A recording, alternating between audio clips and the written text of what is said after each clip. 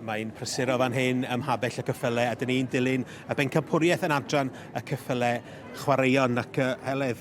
Mae wedi bod yn bore prysur, mae'n dipyn o cystadlu wedi bod. Mae fe, Miss Jane Davies sydd yn beirniadu o Gonwy a wedi cael bore Pencampwriaeth wy'n credu o ran y safon a'r niferodd o Ceffylau Chwaraeon sydd wedi bod o'i blaen hi. A dosbarthiadau wedi bod yn llawn iawn, niferodd llewyrchus. Ac mae'n amlwg wrth y criw sydd wedi casglu o gwmpas y cylch hefyd pa mor boblogaidd yw'r adran yma. Braf cael gweld gymaint o gystadlu. Yn y gorffennol, dyn ni wedi gweld falle llai o niferoedd yn gystadlu, ond mae'n codi calon i weld bod yna gymaint yma, a bod y safon mor dda hefyd yma yn y ffair. Yn sicr. Y ddoi o'r ddoi ddosbarth wedi gallu dod nôl y cynta ar yr ail. Felly, o edrych ar y pedwar sydd o'n blaenau ni, yn amlwg mae Jane Davies wedi cael digon o olwg ar hein yn barod yn y dosbarthiadau blaenorol. Ble mae dy liged i mynd? Dwi wir yn licio rebol blwydd, yr adfarch blwydd gyda Eirig Einon.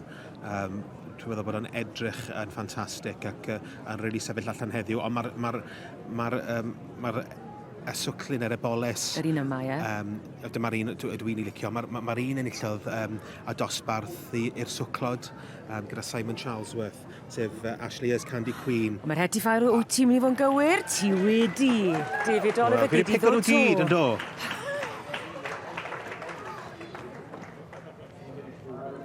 Ti'n dipyn o Pencampwr dy hunan? Wel, mae llawer wedi dweud hynna, cofia. Dwi'n mynd i ni brolio Heledd, ond beirni'r Pencampwriaeth. Cadw fynd. Wel, mae Eirig Einon wedi cael ffair eia 2024 cofiadwy iawn. Yn arbennig. A dwi'n siŵr fydd Bex i partner o sydd yn gweithio mor galed gyda'r ceffylau a'r ferch hefyd. Dwi'n siŵr fydden nhw wrth i bodde. A dyna beth sy'n bwysig cofio yw y gwaith tîm sydd ti gefen i'r creaduriaid bendigedig yma ni'n gweld bob blwyddyn. Tu ôl i bob dyn llwyddiannus, maen nhw'n dweud. Maen nhw'n ddynes well. Nawr te, ti'n gwella? Number 2306 with Hatterall Strumblehead. Yr het i ffwrdd, cyfle i ymlacio, ar rhannu sgwrs fe hefyd. A mae hwnna'n rhan o'r holl brofiad. Yndi. Our reserve champion, number 2266. Cyfle eto i ni gael gweld y Pencampwr fyny. A fydd yna gyfle arall i ni gael gweld Eirig Einon yn cael sgwrs fach gyda David Oliver, ond mae yna bethau eraill i wneud wrth gwrs cyn hynny i dderbyn yr rhiban holl bwysig yna. A Miss Jane Davies o Gonwy wedi bod yn beirniadu yr adran yma yn ystod y bore, adran y Ceffylau Chwaraeon. Di bod yn magu Ceffylau Chwaraeon yn Ngogledd Cymru ers rhyw 20 mlynedd o Frydfa Tremarl. A Jane ei hun yn brofiadol iawn yn byd y marchogaeth a'r llun holl bwysig yna, wy'n siŵr fydd yn mynd ar y seld neu'r silff ben tân gytre. Pan fydd Eirig Einon yn mynd yn ôl at y teulu.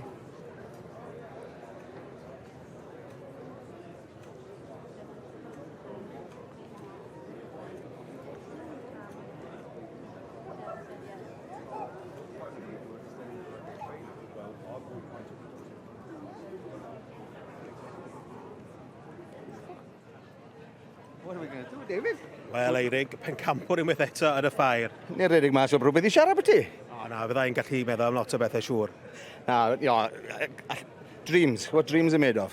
Wel, dwi'n siŵr mae Bex a ydi Ela yma hefyd. Odi, mae Ela wedi cael dei arall off ysgol. Odi, maen nhw wedi gweithio'n galed a maen nhw'n cael y rewards nawr, fair play. A be di dyfodol Strumblehead?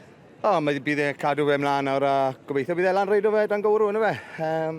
Intermediate neu... Depend o sy'n mae'n mynd i dyfu nawr yn y fe, ond mae dyfodol disglair o flaneb dwi'n meddwl, anyway. Mae'r prif Pencampwriaethau nes blaen. Fydd yna Lucasade yn lor i ti erbyn hynna? Ie, bydd e'n cael massage a Lucasade cyn i ni nawr, a byddai'n ôl fel newi. Dwi'n meddwl gwirfoddoli neu hynna, beth bynnag. Iawn, oce. Da iawn, rili.